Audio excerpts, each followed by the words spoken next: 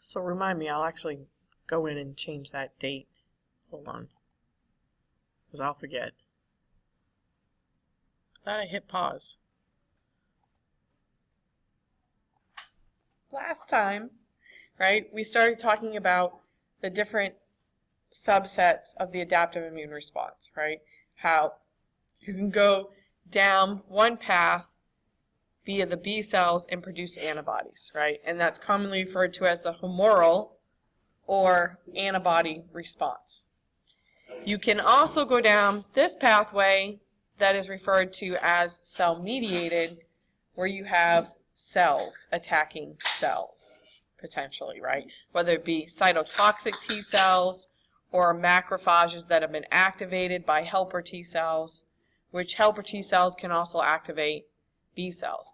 And then I gave you guys the example of leprosy, right? We talked about that and about how some people will kind of go, right, because their immune system that is programmed in their DNA is to go only antibody route, which is not good for that disease because it's an intercellular bacteria, right? We need a cellular response in order to effectively kill it.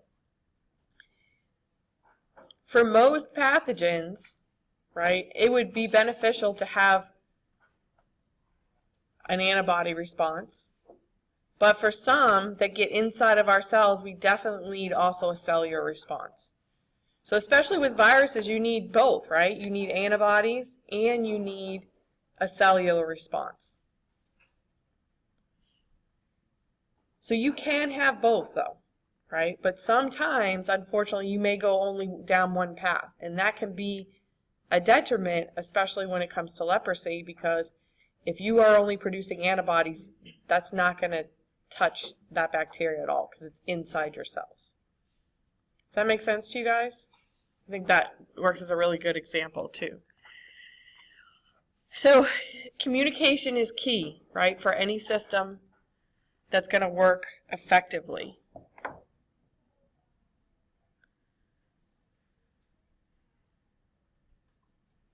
So the cells communicate with each other via receptors on their surfaces. And we kind of a little bit touched on this before. We're going to go into the specifics today.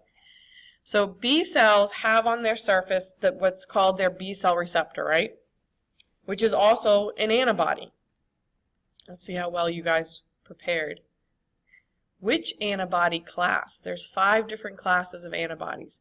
There's IgM, G, E, D, and A. Which one is on the surface of the B cell? Not G. Nope. What's the first one you produce? It's the only one the fetus can make because it cannot cross the placenta. M. IgM. Right? And when that one's made and secreted by the B cells, right, it's huge, right? It's mega big. It's 5 Y's all hooked together. The pentamer, yeah. So because it's an antibody and it's class IgM that's on the surface, antibodies have 2 antigens, and it's monomer single Y form, right? It has 2 antigen binding sites. So it could actually bind to 2 antigens that are the same, or the same antigen that has multiple pieces to it that it recognizes. Right? So notice that you could have another antigen binding right here as well.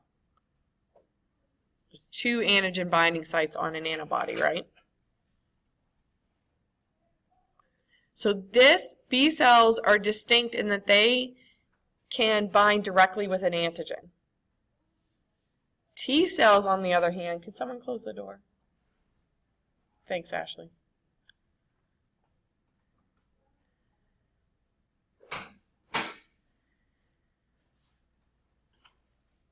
T cells do not directly interact with antigen all by itself.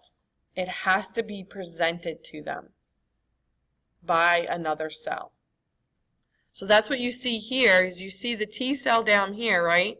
With its T cell receptor, which again is going to be able to interact with the antigen, but there's only one antigen binding site on the T cell receptor.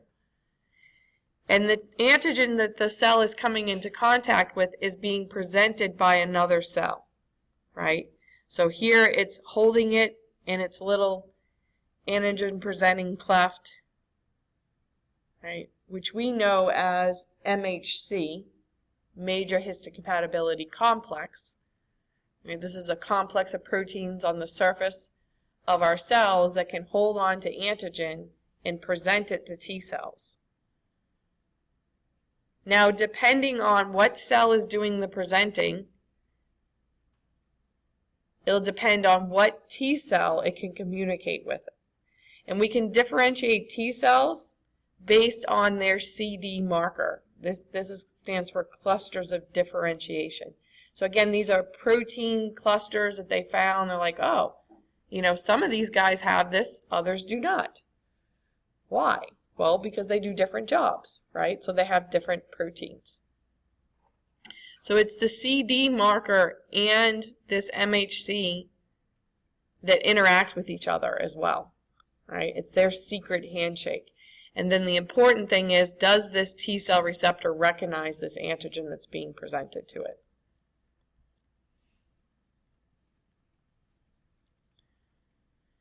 So how and where do these things happen in our body? Well, they happen pretty much all throughout the body, but we have an architecture to make sure that these interactions happen. So we have lymphatic vessels for transporting lymph, which is the fluid that gets into your tissues during inflammation, right? Because remember, those blood vessels become leaky. We have to have a safe way to get that fluid back into circulation. So it doesn't go right back into the bloodstream. It goes into the lymphatic vessels. And along the way, it's filtered before that fluid goes back into circulation. Some of those organs that filter the lymph are referred to as secondary lymphoid organs. And then you have the primary organs where your lymphocytes come from, or where they're educated. So remember, lymphocytes, B cells and T cells, are named after the fact that they were found within this system, within the lymphoid system. And the system is designed to have the B cells and the T cells come in contact with antigen and be able to respond. So when we look at the body, our primary lymphoid organs are where our white blood cells come from, and specifically our lymphocytes. Some of them need to go one additional place. So where do all your blood cells come from? From the bone marrow. So that's your first primary lymphoid organ. The second is where your T cells need to travel to get their differentiation and knowledge between self and non-self, and being able to communicate with the different MHCs that your body has. This organ is your thymus, and that's why they're named T cells, right? They're named after where they get their education. Now, your thymus decreases in size after puberty. It atrophies. And so at one time they thought that it became non-functional. It's still functional, but it doesn't need to function at the capacity that it did when you were younger. Because think about this. What's one of the great things about our adaptive immune system? It remembers. So do you have to always keep training new T cells? No, because you've got a whole bunch of memory cells by the time you probably reach puberty, right? So we're not educating as many T cells as we were when we were younger.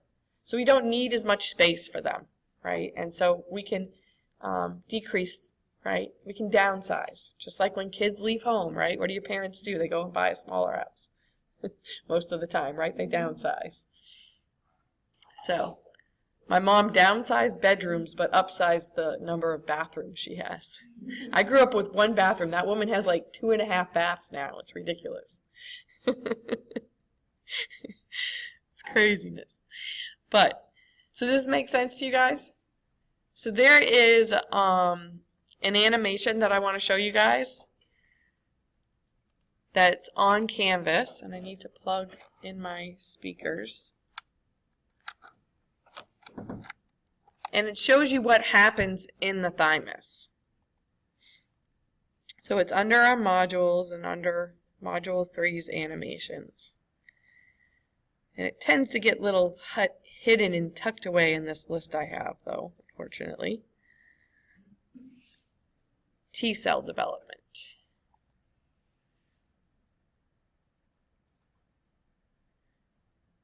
T-cell development takes place within the thymus, a specialized organ where T-cell progenitors mature and differentiate.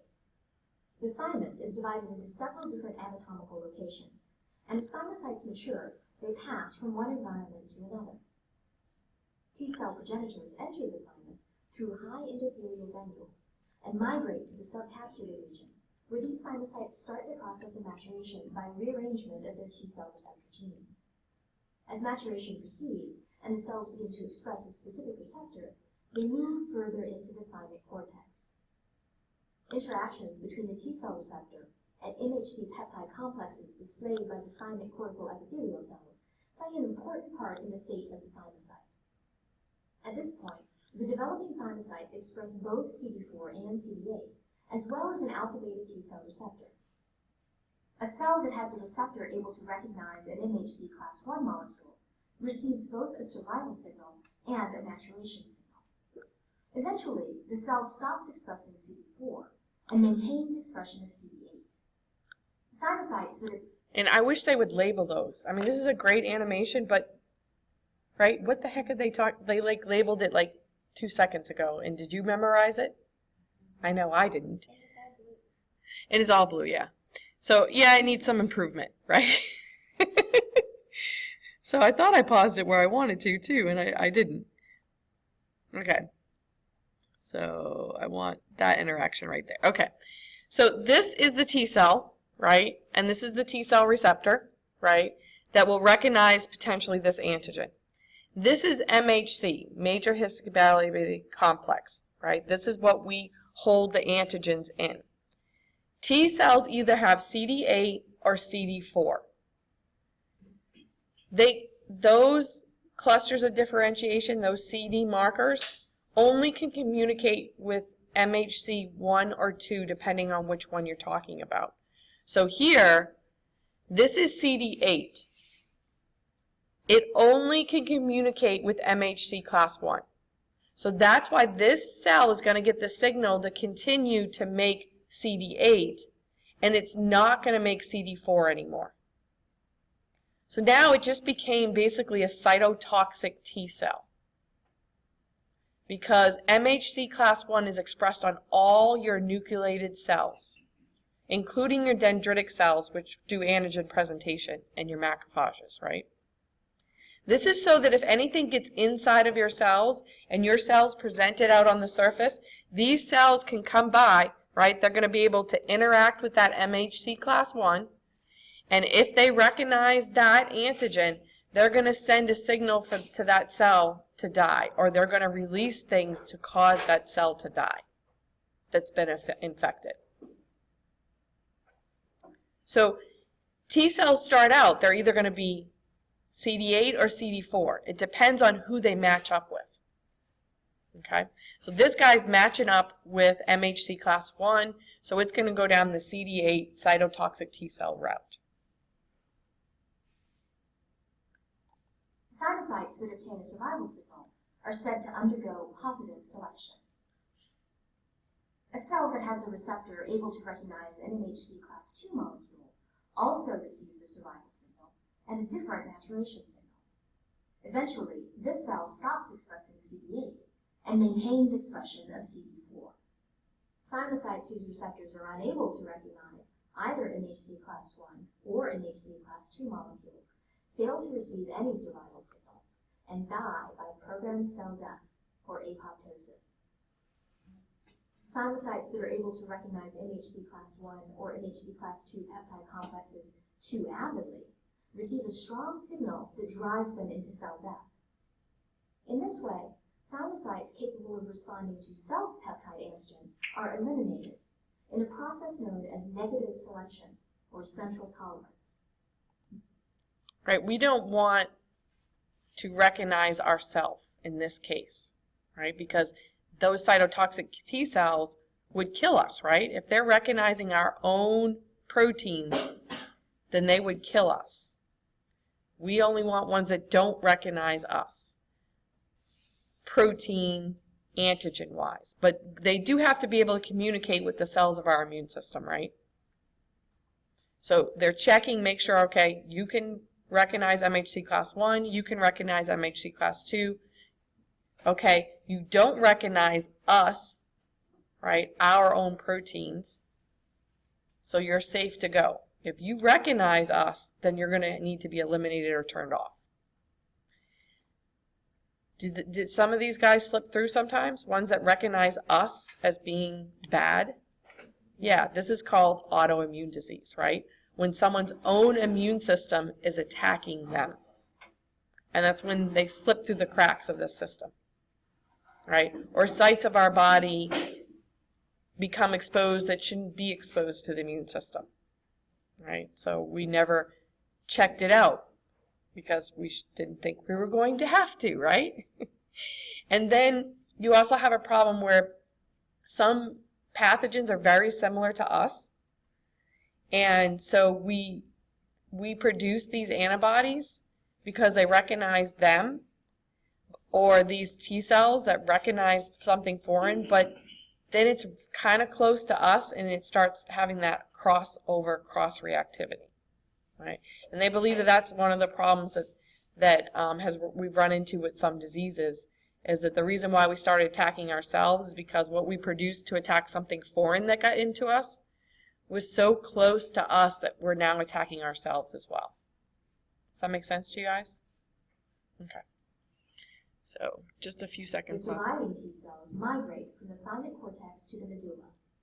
At this stage, they remain capable of recognizing self-peptide antigens expressed on other cell types, such as dendritic cells or thymic macrophages, and receive a sufficient signal to cause them to undergo programmed cell death.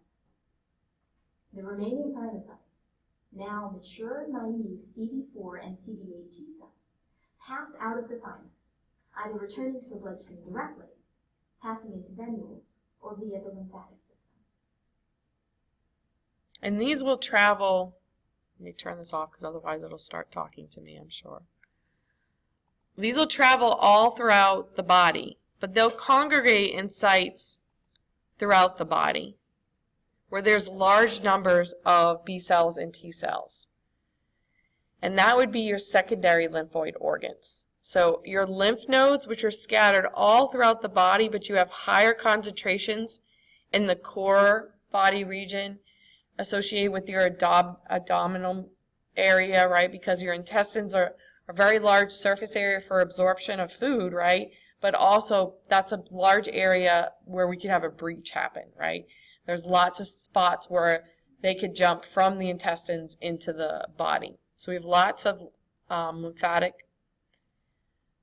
lymph nodes to trap anything that gets past that barrier. You have quite a few in the neck region and the armpit region. And so what happens is, say you cut your toe, right? And you get inflammation in your toe. That fluid that went into your tissue during that inflammation gets sucked back up by your lymphatic vessels. These are blunt-ended. This is not a circulatory system, right? So it's a drainage system, you could say. And so it's going to suck up that fluid, but that fluid could have pathogens in it, right? Bacteria, viruses. And so we don't want to dump that fluid right back into the bloodstream. Instead, we're going to filter it along the way, and we're going to filter it through lymph nodes. And in those lymph nodes, macrophages, dendritic cells to gobble up anything, and T cells and B cells to get this information presented to them so that maybe they can mount a response. Maybe a T cell, cytotoxic CD8 T cell response for an intercellular parasite. Or B cells get activated and produce antibodies. And these antibodies can leave that area. If you look at these under the microscope, you'll have areas where the cells will be multiplying. You'll get these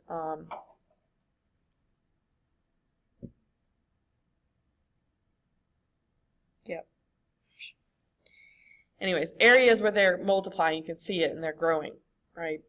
And B cells can actually leave that area too, and they can travel through the lymph and travel through the blood and actually go right to the site of infection and produce antibodies right there on site as well. The memory cells are going to stay usually in the lymph node though. And that way when other encounters come along, right, they're going to start proliferating and they may even leave. And definitely T cells, cytotoxic T cells, have got to leave the lymph node and travel to the site where invasion may be happening as well. But what we're going to do is filter, and all your lymphatic vessels come together at 2 points, your right and left subclavian ducts that dump in your right and left lymphatic ducts, which dump into your right and left subclavian veins, right? So all that fluid, right? So all the fluid from your head, your arms, your legs, your abdomen, all those vessels, those lymphatic vessels, combine eventually to 2 ducts, 2 vessels, one on the left side and one on the right side. They dump that fluid that's been filtered numerous times by lymph nodes, so hopefully it should be clean, right, into your subclavian veins. Right, so these are the veins, yeah, right under your clavicle right here, right up here.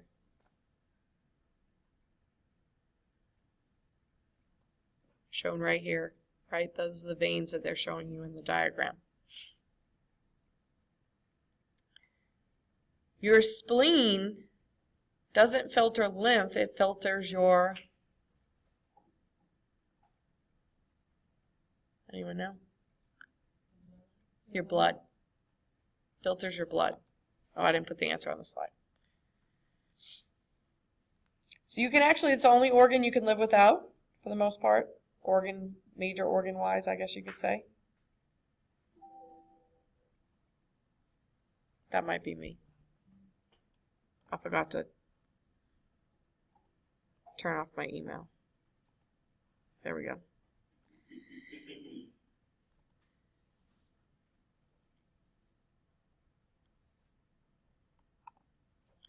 But you're more susceptible to blood-borne pathogens then, right, if you don't have a spleen that's continually filtering your blood. And it does a lot of work of removing your worn-out and tired and soon-to-die red blood cells. If you don't have a spleen, your liver takes over that major function of helping to remove damaged and dying red blood cells from the circulation. Your tonsils, which are located in your throat and the back of your nose and associated with your tongue. Although I have to say that is probably the least active. I never hear anything about your lingual tonsil. Your palatine tonsils, which are the ones in your throat. And when you look in your mouth, right, what you see hanging down up at the top of your mouth, that's your soft palate. And if you have like that little punching bag looking thing, right, that's actually your uvula, again, part of your soft palate. Have you seen Monster House? You know, they do a really good job of uvula. Right. I have a kid. What can I say? I watch those movies. Wait, I know. Dylan's seen it. Monster House is awesome. If you haven't seen Monster House, you need to see Monster House. But anyways, that's part of your soft palate. That's not your tonsils. Your tonsils are actually in your throat. Unless they're severely inflamed, you shouldn't actually see them. Right? And you'd have to like really look down someone's throat to see them. These are your protection for anything that you inhale in, right? So right there, you have large collections of lymphocytes, B cells and T cells and macrophages and dendritic cells. So obviously when cells in that area are activated, they could swell up. The problem with that is that they're in your throat, right? So some people, for one reason or another, they tend to inflame very often. Right? And so they may have surgery to remove them, which can be very tricky, yet again, because it's in your throat. But again, that's another reason why they remove them sometimes, is because if they swell up too much, you can't eat. You actually have trouble breathing even, right? Because of where they're located. They're located there to be on the front lines to help protect you, right? The other one that you have has two names, your nasopharyngeal tonsil, which really helps you understand its location. It's in the back of your nose, the top of your throat. Your throat actually starts at the behind your nose, up in your nose, and travels down. And this is why, right, stuff can go up and comes down that way, right? Because it's actually all connected. So that tonsil, also referred to as your adenoids, but it's only one tonsil, is located in the back of your nose at the top of your throat, in between your eustachiary tubes, which are the tubes that drain your ears, your inner ear. So for some people, this can create a problem again too, because if it swells, it blocks your ability to breathe in through your nose, right? Your nose is connected to the throat, right? Then down to the trachea and allows you to breathe. You're actually supposed to breathe through your nose, not your mouth. Your mouth is actually for eating, but the good news is that if you can't breathe through your nose, you can breathe through your mouth. But your nose aids in filtering, right? It has the nares, it has the projections for the increased surface area to warm and moisten the air, which makes breathing possible. The air you breathe needs to be warm and moist.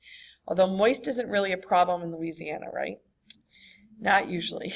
The air is naturally humidified, and warm too.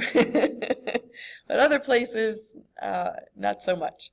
But it also helps filter out any of the stuff that's in it. But if you can't breathe through that, then that puts you at a disadvantage. And the other problem is if it swells too much, it could block the drainage of your inner ear or trap stuff up in your inner ear. So for some people, sometimes they'll have that one removed, or a lot of times reduced. They won't completely remove the entire tonsil. They'll remove a large percentage of it, usually around 80%, which is actually what they did for my son when he was little. So, as well as fixed his tongue. Poor child was what you call tongue-tied. Do you guys know what that is? The ligament underneath his tongue held his tongue pretty much in his mouth.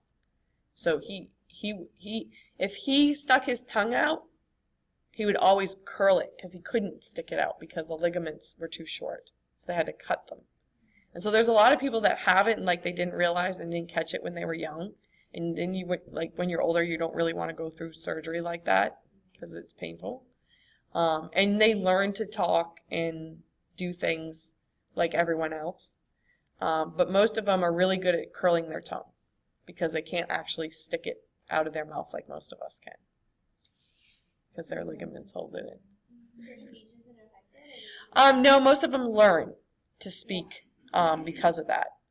And my son was 2 when he had the surgery, and he did have to go through speech therapy.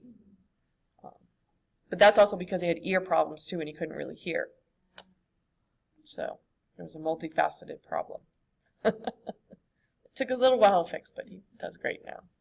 So, but apparently my dad was tongue-tied. It's hereditary, but I didn't have that. But there are some people,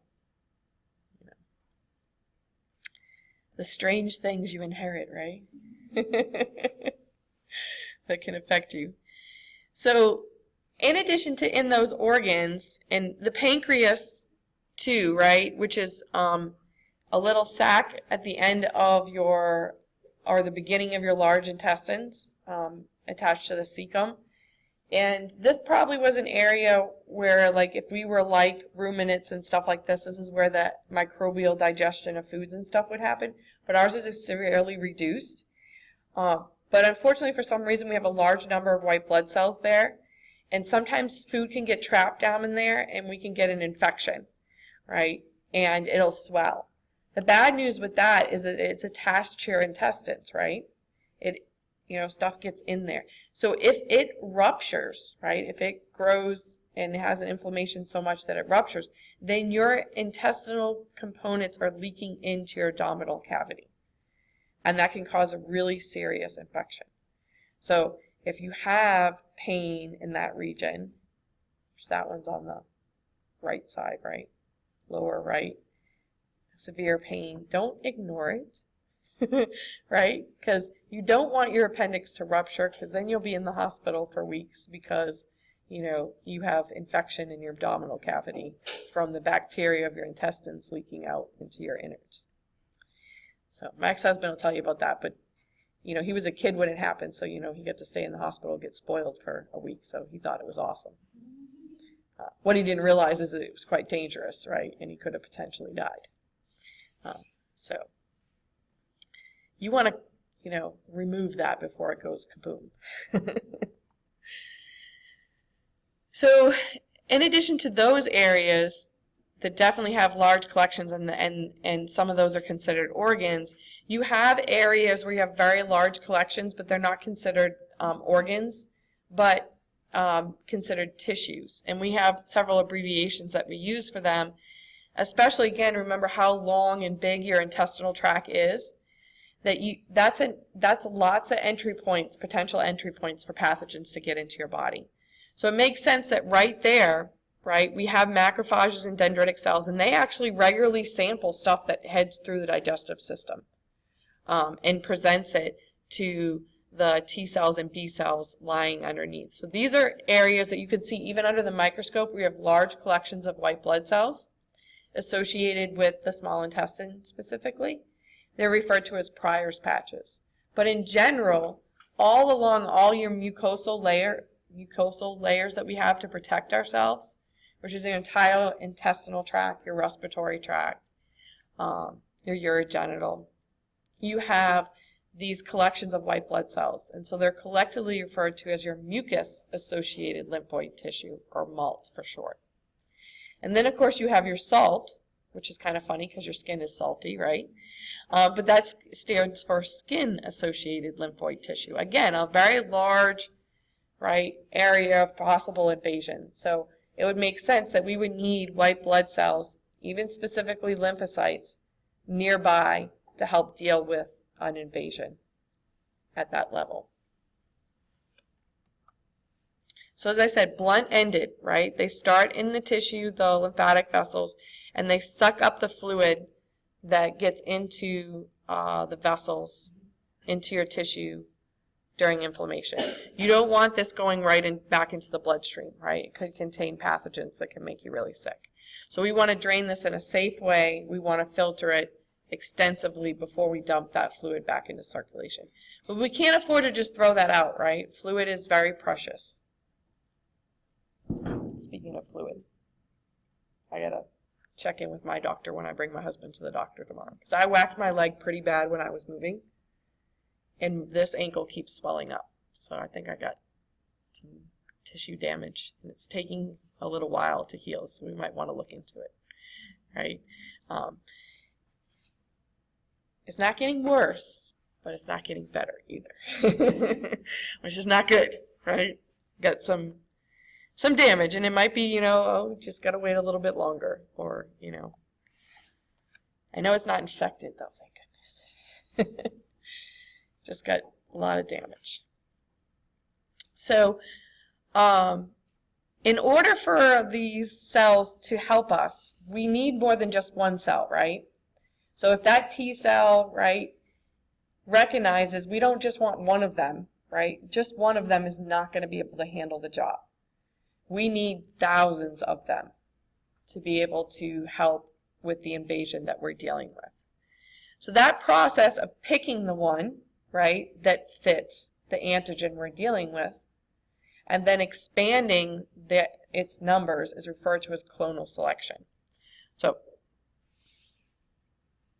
this happens for both B cells and T cells. Although the animation that I have for you guys focuses in on B cells, this is true for both sets of cells, right? Because they specifically recognize specific antigens. So you make millions upon billions of different B cells in your bone marrow, and millions upon billions of different T cells are educated in your thymus. Just a few of them are probably going to recognize that antigen that you're dealing with. We've got a way to amplify that signal once we realize this is the one we recognize. So notice that they call them naive when they left the thymus. And just like us, when we're young, we're naive. We don't realize that there are evil people in this world, right? So they're naive. They don't know about the bad guys just yet, right? It's not until they encounter antigen that they become activated. And of course, no longer naive.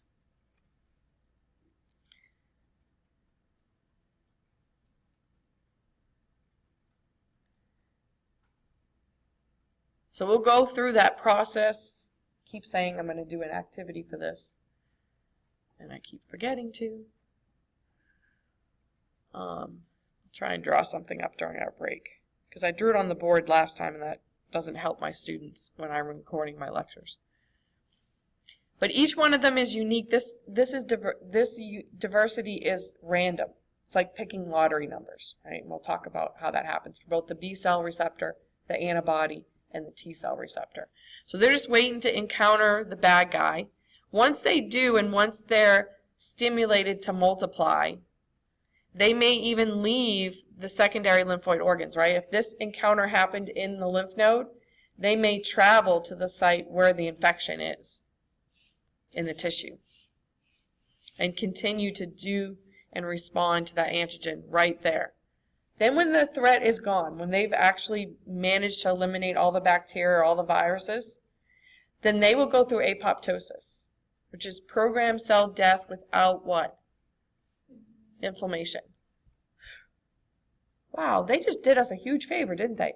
They just went and killed the bad guy. And now we're like, okay, we're done with you. You can die now. Why? Why don't we get rid of them? Why don't we keep them? That plasma cell that's shooting out millions upon billions of antibodies for us just saved our ass, literally. And now we're like, okay, you're done. Go ahead. You can die now.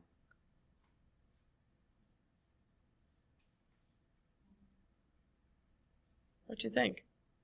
Do we need them? No, because otherwise we wouldn't let them die, right? Why don't we need them?